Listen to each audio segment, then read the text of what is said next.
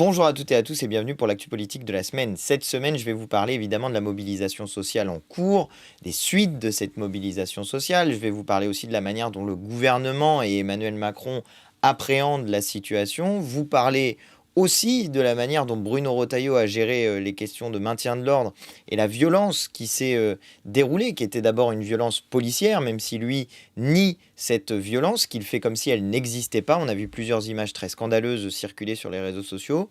Et puis je vous parlerai aussi de la forme de complicité du Rassemblement national vis-à-vis d'Emmanuel Macron, parce que dans la période, on voit bien à quel point le Rassemblement national ne se met pas du côté des travailleurs. Enfin, je vous dirai quelques mots aussi sur la situation à Gaza, à la fois parce que Netanyahou a décidé d'envahir Gazaville, mais aussi parce que lundi 22 septembre, la France reconnaîtra enfin l'État palestinien et elle le fera devant l'ONU. Donc il y a plusieurs éléments dont je veux vous parler sur le sujet. Avant de commencer, je vous invite donc à vous abonner à ma chaîne en n'oubliant pas de cliquer sur la petite cloche pour recevoir les notifications. Et je commence donc par vous parler de ce mouvement du 18 septembre qui était vraiment massif. Il y a eu des mobilisations dans toute la France, des gens qui ont posé des jours de grève pour pouvoir participer à cette manifestation, à cette mobilisation. Plus d'1 million de personnes dans les rues, dans l'ensemble du pays.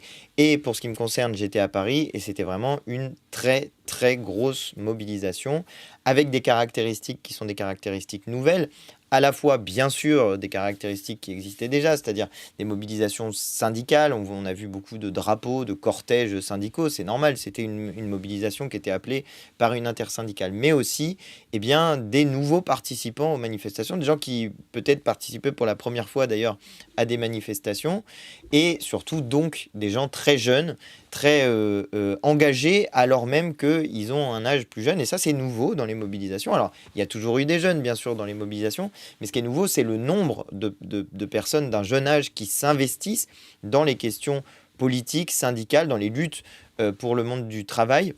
Ça, c'est vraiment nouveau qu'il y ait un tel niveau de mobilisation de la jeunesse et franchement, c'est encourageant. Et vous pouvez aller discuter avec les anciens, mais les anciens, quand vous allez discuter avec eux, ça les rassure parce qu'ils ont parfois l'impression d'avoir porté les choses un peu à bout de bras pendant des années et puis là, de voir qu'il y a maintenant une jeunesse, un renouvellement de l'action et du côté gauche de l'échiquier politique, et ben pour tous les gens qui ont tenu le fil rouge qui nous relie jusqu'à la Grande Révolution, et ben ça c'est très encourageant de voir ça. Et d'ailleurs, la Grande Révolution, j'en parlerai dans un instant, vous allez le voir. Ce ne serait pas une vidéo actu politique de la semaine si je ne vous parlais pas à un moment donné de la Révolution française. Je vous donnerai une date qui est celle du 21 septembre qui arrive, enfin la vidéo va être publiée ce 21 septembre, mais qui fait référence à des dates anciennes et au 21 septembre 1792, mais je vous en dis plus à un autre moment de la vidéo. D'abord, il faut analyser ce qui s'est passé. Donc un mouvement de masse, mobilisé alors même qu'en réalité on a déjà obtenu une première victoire avec le mouvement du 10 septembre qui était de faire tomber Bayrou, de faire tomber son budget, mais Emmanuel Macron, ayant décidé de nommer Sébastien Lecornu, fait la démonstration qu'il a envie de continuer la même politique. Donc la mobilisation sociale ne faiblit pas par rapport à ce coup de force, ce nouveau coup de force du président de la République, et c'est peut-être un peu insoupçonné, c'est-à-dire je pense qu'Emmanuel Macron n'avait pas prévu qu'il y aurait une rentrée sociale qui soit aussi forte au moment justement du mois de septembre. Bon, on voit aussi comment réagissent les médias, c'est-à-dire qu'ils essayent d'organiser une espèce de fausse opposition entre d'un côté les partis de gauche et en particulier à l'intérieur des partis de gauche la France Insoumise qui est décidément la bête noire du monde médiatique et du monde capitaliste, et puis de l'autre les organisations syndicales. Alors regardez comment ils font ce jeu sur la manière dont ils parlent des mobilisations. Et tout le monde d'ailleurs n'est pas raccord dans le monde politico-médiatique du système. Tout le monde n'a pas la même stratégie. Mais regardez bien comment ils ont fait si on regarde un peu ce qui s'est passé dans les médias. Ils disaient le mouvement du 10 septembre, ça va être un flop parce que c'est la France Insoumise qui appelle à participer. Alors déjà, c'est pas vrai que c'était la France Insoumise qui appelle à participer, c'est un mouvement populaire, le mouvement du 10 septembre, auquel nous, on a dit qu'il fallait s'associer et qu'il fallait être dans l'action. Mais ce n'était pas que la France Insoumise. Vous aviez, à partir du moment où il y a eu l'appel de la France Insoumise, tous les partis de la gauche qui ont appelé à participer au mouvement du 10 septembre, même si certains ont appelé, mais ensuite n'ont pas fait grand-chose pour aider à la mobilisation. Mais ça, c'est un autre sujet, je ne reviens pas là-dessus. Et donc, ils ont commencé par dire que ça allait être un flop. Sauf que comme ce n'était pas un flop, ils ne pouvaient pas faire ça. Donc, ils se sont dit, on va dire que le 10 septembre, c'est violent parce que c'est de la faute de la France Insoumise. Et puis comme ça, on pourra comparer avec le 18 septembre, qui est pas un mouvement appelé par les Insoumis. C'est pas vrai non plus, puisque les Insoumis appelaient aussi à y participer, même si les organisateurs étaient des organisateurs syndicaux cette fois-ci. Mais donc, ils voulaient essayer d'opposer les deux en disant, bah voilà, le 10 septembre, soit ça floppe, soit c'est violent, parce que c'est de la faute de la France Insoumise. Mais par contre, eh ben voilà, le problème qu'ils ont, c'est par contre.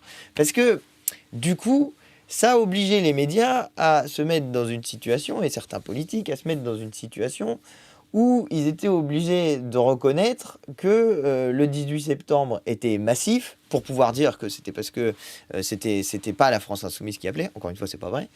Et puis, ils voulaient aussi pouvoir dire que c'était moins violent, ce qui n'a pas forcément été le cas, mais je vais y revenir un petit peu en détail. Mais vous voyez comment ils essayent d'opposer, de cliver, de diviser à l'intérieur du mouvement social pour dire qu'il y aurait d'un côté les militants politiques, et donc en particulier les Insoumis, et de l'autre les militants syndicaux et les organisations syndicales qui, elles, sont respectables, même si le reste du temps, ils passent leur temps à leur cracher dessus, à les insulter, à dire qu'ils font de la gréviculture, à dénoncer le pays bloqué par les organisations syndicales. Mais là, vous voyez, comme ils ont peur de la France insoumise, eh ben, ils essayent d'opposer les deux et de nous diviser. Sauf que, évidemment, ça marche pas. Et je sais même pas comment ils peuvent se dire que ça peut marcher, puisque par la force des choses, à l'intérieur des organisations syndicales, eh ben, il y a des gens qui sont aussi des militants politiques, et à l'inverse, chez les militants politiques, il y en a aussi qui sont des militants syndicalistes. Donc, c'est un seul et même peuple qui se met en mouvement.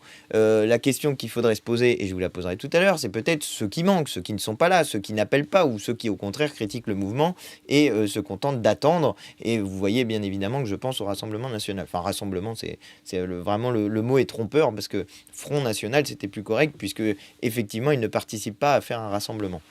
Mais vous voyez comment il y a ce jeu d'opposition qui a été fait. Alors, la grande stratégie des médias et des politiques dans ce type de situation-là, c'est d'essayer d'abord donc de diviser et puis ensuite de faire peur. Vous avez vu à quel point il y a eu la volonté de mettre en scène ici, pour le mouvement du 10 septembre, des violences qui, au final, avaient été commises par les policiers. Alors ça, c'était quand même la meilleure, je vous l'avais dit la semaine dernière, mais vous aviez vu ces images d'incendie d'un immeuble à Paris provoqué par la police, par un palais de lacrymo qui, quand ça se lance la fumée, ça fait une petite étincelle, et s'il se trouve qu'il y a quelque chose d'inflammable à cet endroit-là, eh ben, des fois ça peut brûler.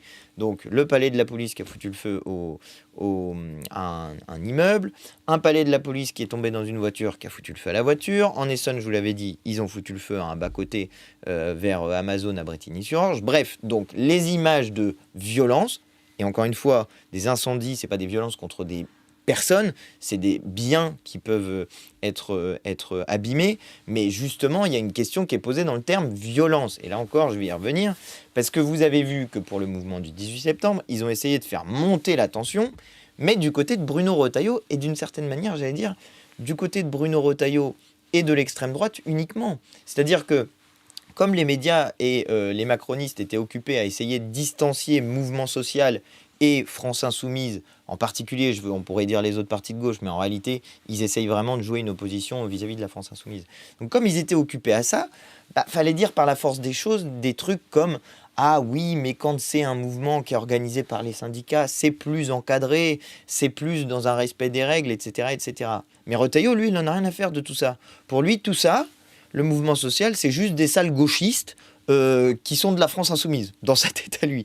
Et vous le voyez dans ses formules. Il dit, il a eu une formule du genre « La France insoumise est le parti politique qui excite la haine anti-flic ». J'aimerais bien voir où est-ce qu'il a vu jouer ça, parce que nous, ce qu'on dit, c'est précisément que quand la police commet des méfaits, parce que ça arrive que la police commette des méfaits, et ça arrive assez fréquemment, et bien que justement, il faut sanctionner ceux qui commettent les méfaits, et que quand c'est le ministre de l'Intérieur, démissionnaire en plus, lui-même qui donne les ordres, et ben c'est le ministre de l'Intérieur qui doit être sanctionné. Voilà ce qu'on dit. Et je signale à M. Retailleau que c'est justement ne pas sanctionner les policiers qui fait que les gens ont une mauvaise image de la police quand les policiers ont fait des bavures. C'est quand on sanctionne pas les bavures que ça donne une mauvaise image de la police, parce que ça donne l'impression qu'on protège les gens qui ne respectent pas la loi, qui font des choses violentes, brutales, insultante, et c'est ça qui donne une mauvaise image de la police. Donc celui qui est le pourvoyeur de la haine anti-flic, comme dit Bruno Retailleau, c'est lui-même, parce que en ne disant rien sur la question des violences policières, il participe de donner une mauvaise image de la police qui donne l'impression qu'on peut faire n'importe quoi et est ensuite protégé par le plus haut niveau de l'État. C'est ça qui donne une mauvaise image de la police, pas ce qu'on dit nous. Nous, on dit au contraire qu'il faut que la police soit républicaine et qu'elle respecte des règles, qu'elle respecte des formes, et que sinon, il peut y avoir une forme d'autoritarisme et d'arbitraire. Et vous voyez comment, eh bien, dans cette situation-là, il y a eu une forme de dissonance dans la sphère politico-médiatique habituelle. Certains disant « Ah bah ça se passe mieux parce que c'est pas les insoumis »,« Ah bah il y a vraiment beaucoup de monde parce que c'est pas les insoumis ». Le but est à la fin de nous taper dessus. Ça se passe mieux parce que c'est pas les insoumis. Et puis de l'autre côté, Retailleau disant « C'est les insoumis, c'est des casseurs, c'est des brutaux, c'est des violents ». Bref. On n'y comprend plus rien si on écoute les uns et les autres, mais vous comprenez, pour ceux qui participent à ces mouvements, qui sont solidaires à ces mouvements, vous comprenez une chose, c'est qu'il y en a qui se battent et il y en a qui sont dans la lutte contre ce gouvernement macroniste qui comporte M. Retailleau, et puis il y en a qui ne se battent pas et qui nous tapent dessus.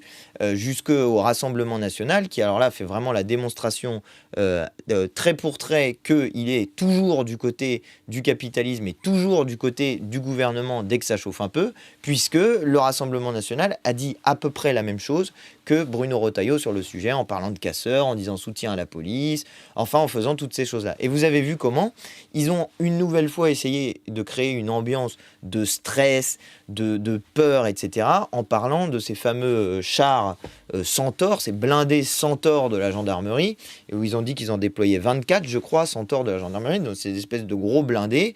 Et voilà qu'un pouvoir politique démissionnaire battu à l'Assemblée nationale, battu dans les urnes, mobilise des chars contre une mobilisation populaire encadrée par des syndicats. Je ne sais pas si on se rend compte du niveau de dinguerie dans lequel ça place notre pays, du niveau d'autoritarisme dans lequel ça place notre pays. Si vous voulez vous en convaincre, vous avez juste à faire un parallèle, à faire une translation avec un autre pays. Vous dites, tiens, si ça se passait en Russie, tiens, si ça se passait au Venezuela, tiens, si ça se passait en Chine, tiens, si ça se passait dans tous les pays dont on n'arrête pas de nous dire que de toute façon c'est des horribles dictatures, eh bien justement, si vous faites ça, vous vous rendez compte qu'un pouvoir politique qui mobilise des chars, qui mobilise un policier sur 3 contre une mobilisation syndicale et politique et citoyenne, c'est un peu inquiétant en termes d'équilibre des pouvoirs et de la démocratie. Surtout quand c'est des gouvernements qui sont illégitimes, qui ont perdu les élections et qui se maintiennent quand même au pouvoir. Enfin, je veux dire, le niveau où on en est arrivé en termes de déconnexion par rapport aux aspirations populaires et à la démocratie, il est assez catastrophique. Donc, voilà où on en était. Et une nouvelle fois, il y a eu des violences policières qui ont été commises. Sans doute, l'image la plus choquante, c'est celle... Alors, il y en a eu beaucoup. Hein. On a vu une image d'un monsieur en sang qui s'est pris apparemment un tir de LBD. Il y a eu vraiment beaucoup d'images très choquantes. Mais il y en a une en particulier, je pense que tout le monde a vu, et qui choque énormément. C'est ce policier qui pousse avec son pied comme ça une femme qui est déjà au sol, qui essaye de se relever, et il la pousse pour qu'elle se pète la figure.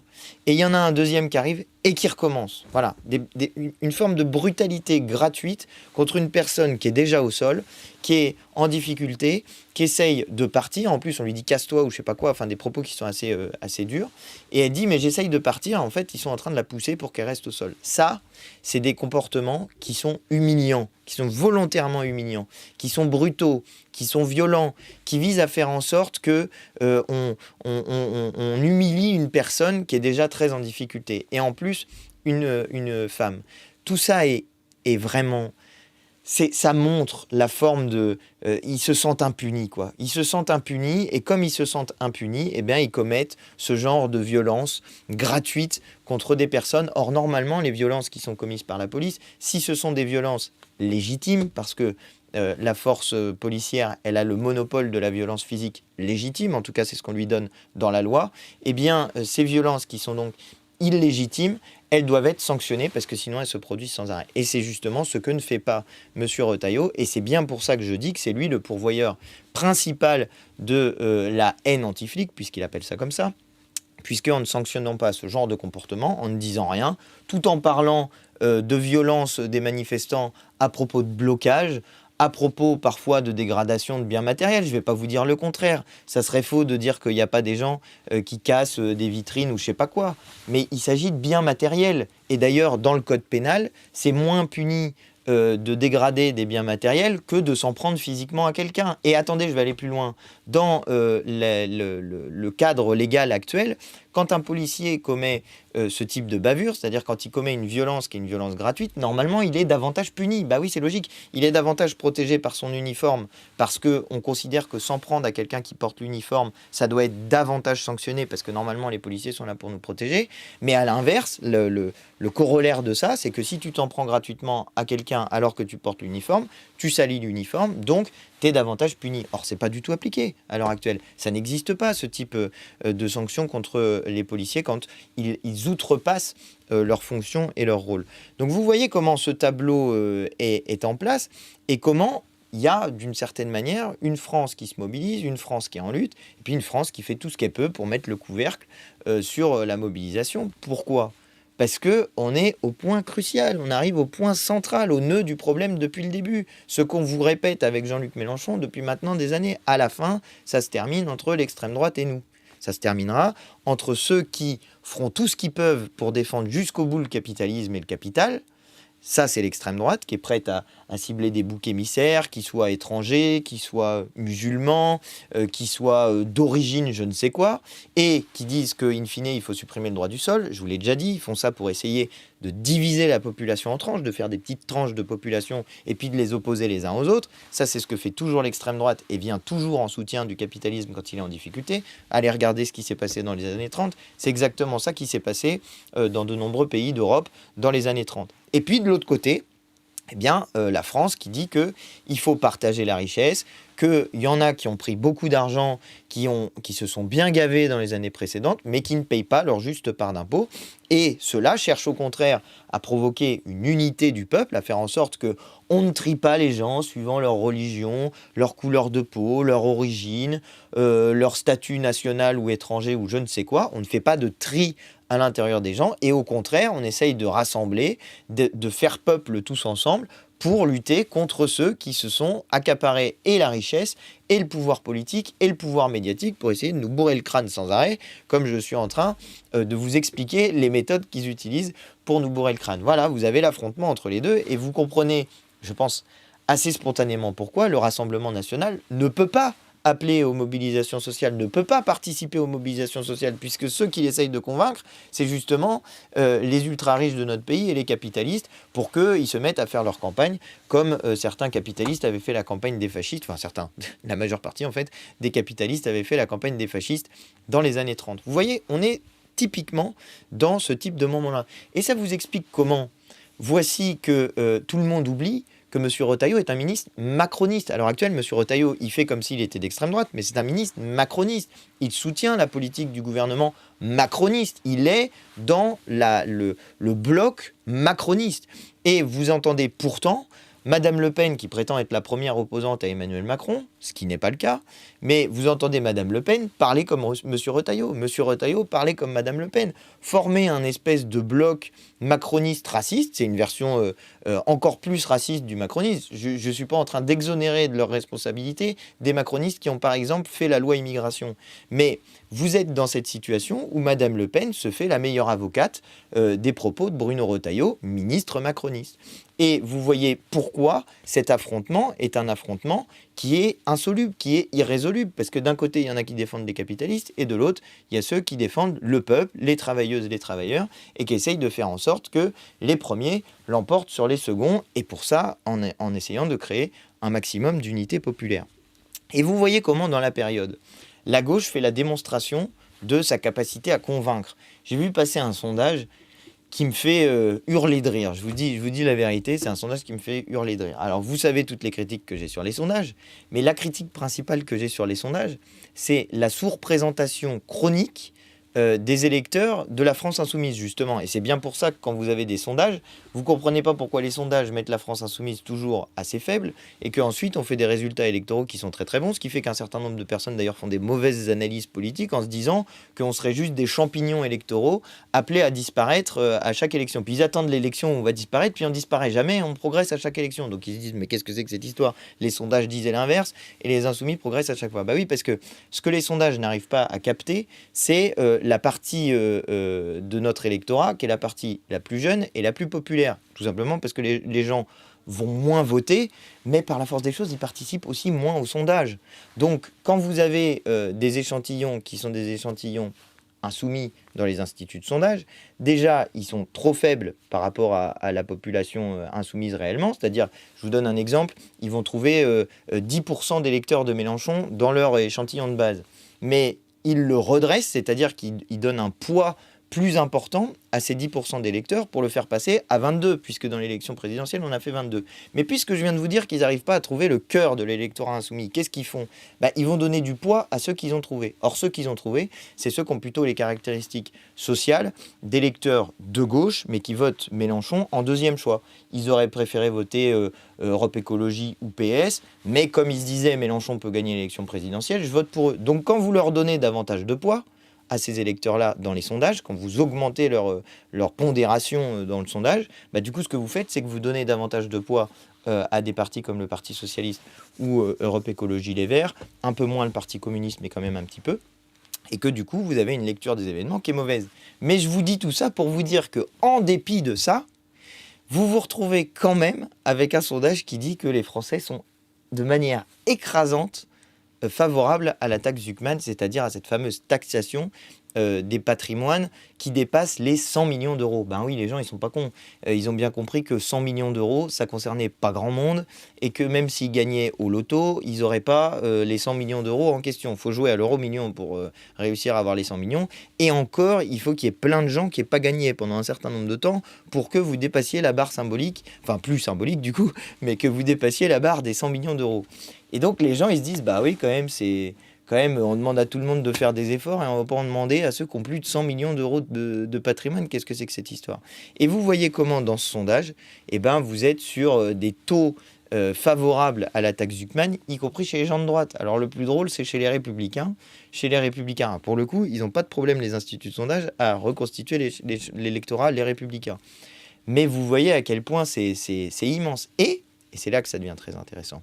Dans l'électorat Rassemblement National, c'est aussi ultra majoritaire, majoritairement favorable à la taxe Zuckman, mais c'est là où il y a le moins de gens qui sont favorables à imposer les plus riches. Eh bien oui, c'est logique, puisque Madame Le Pen est entrée dans la pente qui vise à convaincre les plus riches qu'il faut voter Rassemblement National. Mais je pense, moi j'en suis convaincu, qu'elle peut perdre une partie de son électorat populaire si les gens qui m'écoutent ici, par exemple, qui votent pour Marine Le Pen, se rendent compte qu'elle est en train de les arnaquer et d'essayer de faire en sorte qu'au lieu de défendre les intérêts des travailleuses et des travailleurs, elle est en train de défendre les intérêts des capitalistes et d'essayer de diviser les gens, comme je l'expliquais tout à l'heure. Et vous voyez à quel point la sphère médiatico-politique est en très grande difficulté, parce que sur le plan argumentaire, ils n'arrivent plus à se défendre, ils n'arrivent pas à dire que la taxe Zuckman, ça serait pas bien. Ils ont essayé un petit peu, ils ont essayé au début, et puis en fait ils n'ont pas réussi, donc ils se sont dit oui, alors bon, pourquoi pas, mais 2% c'est trop, il faudrait plutôt 0,5. Bref, vous comprenez comment ils sont en train d'essayer de vous embrouiller.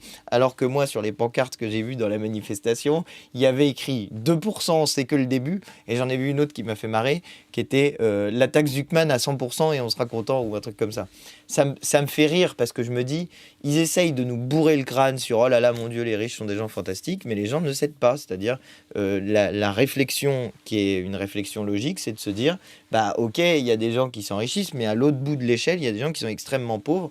Et si on partageait davantage la richesse, ça permettrait aux personnes qui sont les plus pauvres de ne pas vivre dans la rue. Et c'est ça qui est immoral dans l'enrichissement sans fin.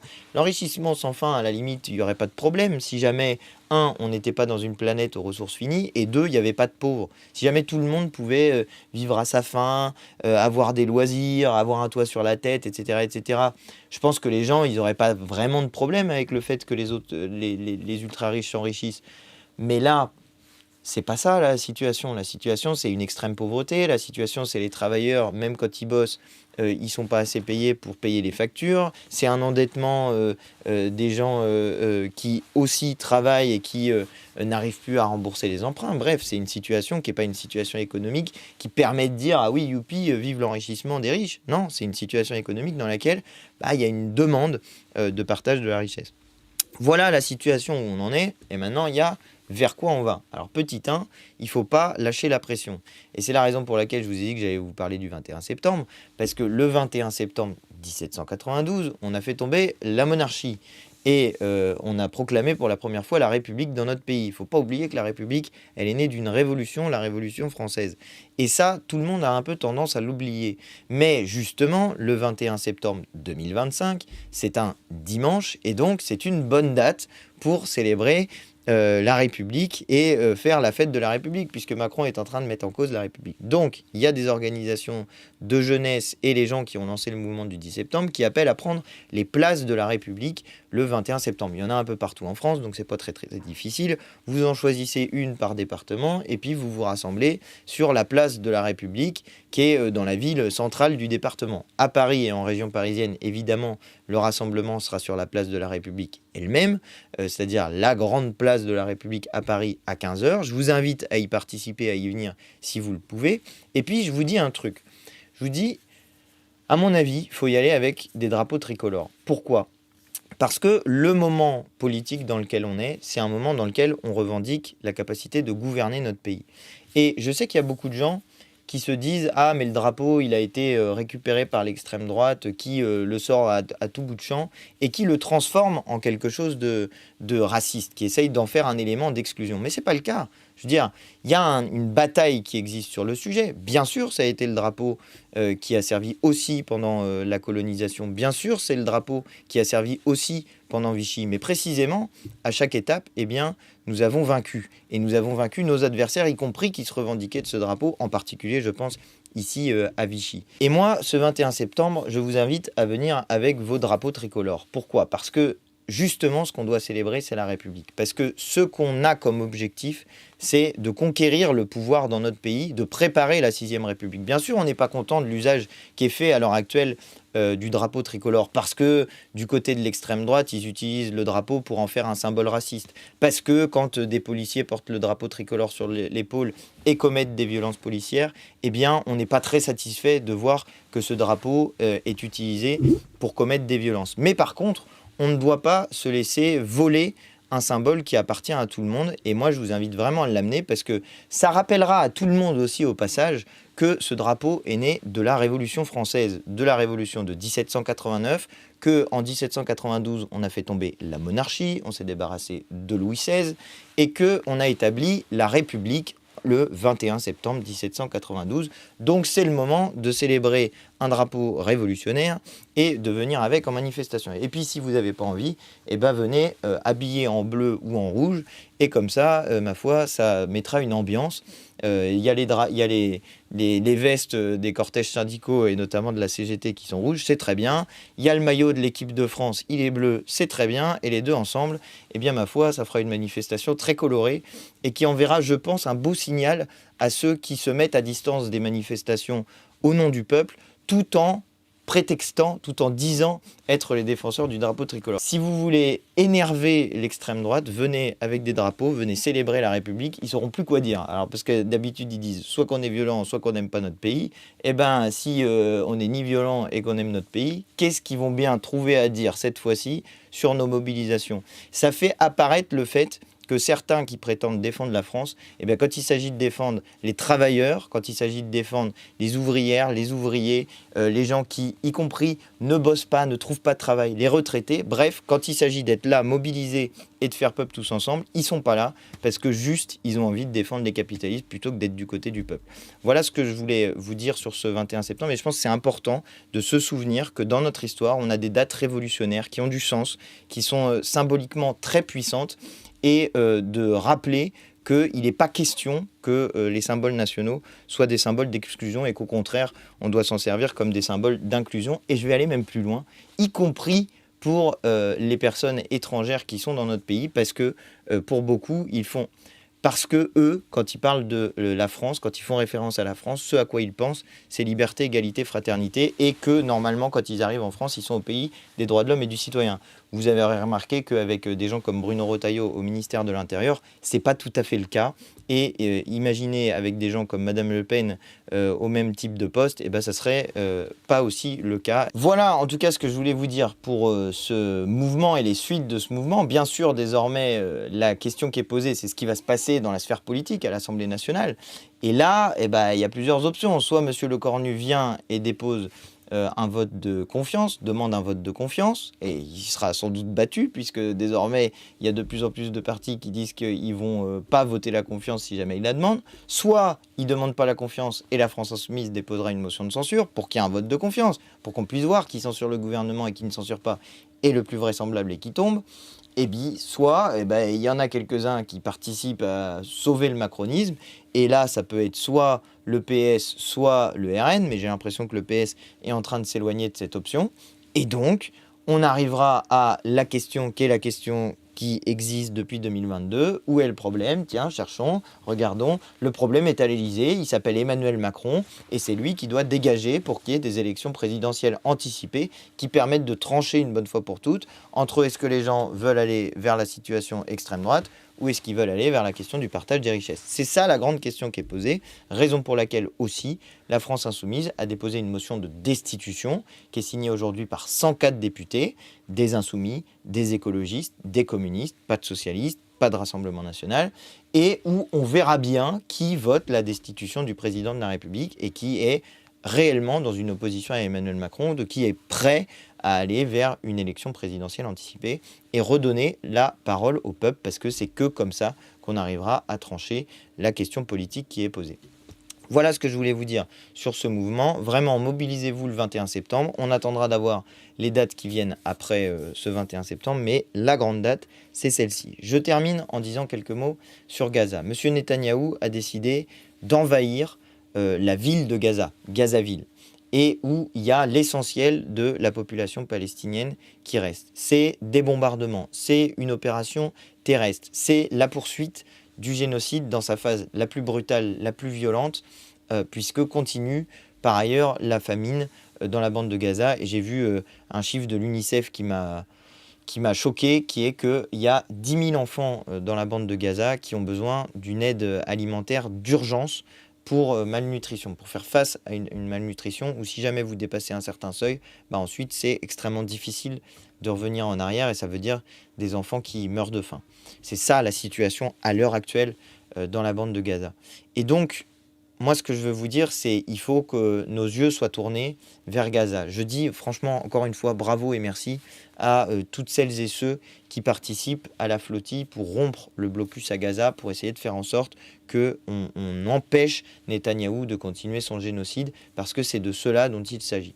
Et puis enfin, il y a cette initiative donc de la France à l'ONU pour la reconnaissance de l'État palestinien. On va commencer par dire que la manière dont c'est fait ne correspond pas à ce qu'est la reconnaissance réelle d'un État, puisqu'il y a un certain nombre de conditions qui sont posées pour la reconnaissance de l'État palestinien, qui sont des conditions inacceptables si on estime que c'est un État souverain dont il est question et pas un État fantoche qu'on a reconnu comme ça pour essayer de régler des situations politiques nationales, parce que c'est ça aussi la question qui est posée derrière, c'est que certains gouvernements se rendent compte que c'est plus possible de ne pas parler de cette situation, de ne pas dénoncer le génocide en cours à Gaza, et donc font ce qu'ils peuvent pour essayer de sauver la face, après avoir parfois soutenu activement par l'envoi d'armes, en ne faisant rien, et puis en critiquant ceux qui s'opposaient au génocide. Ils essayent de se racheter une bonne conscience au dernier moment. J'ai d'ailleurs vu circuler un appel qui franchement...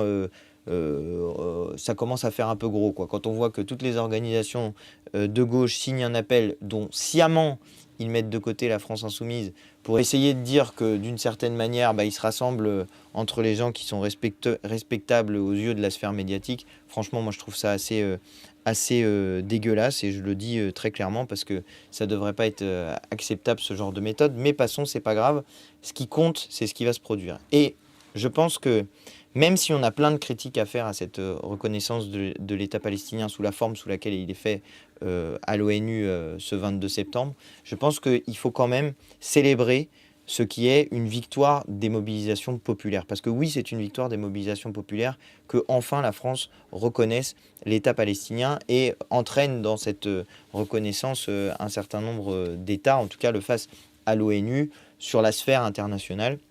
Et que ce soit un moment dans lequel on fait ce qu'on aurait dû faire depuis longtemps d'une certaine manière. Il ne faut pas bouder cette victoire-là. Il ne faut pas se dire qu'en raison de tous les problèmes qui sont associés à la manière dont est faite cette reconnaissance, ça ne serait pas bien. Et au contraire, il faut la célébrer. Et moi, je le ferai à ma permanence le 22 septembre. Il y a un truc pour mettre un drapeau. Et ben, ma foi, on va pavoiser le drapeau palestinien à ma permanence à 20 h le 22 septembre. Donc, si vous êtes dans le coin, vous êtes vivement invité à y participer.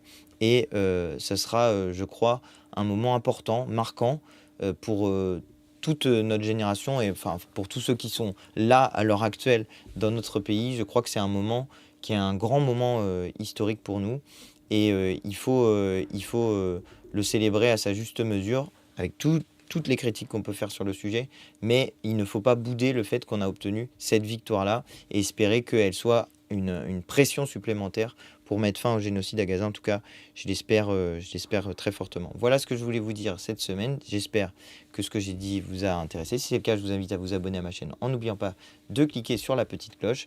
Et je vous retrouve comme toujours la semaine prochaine. Je vous dis à bientôt.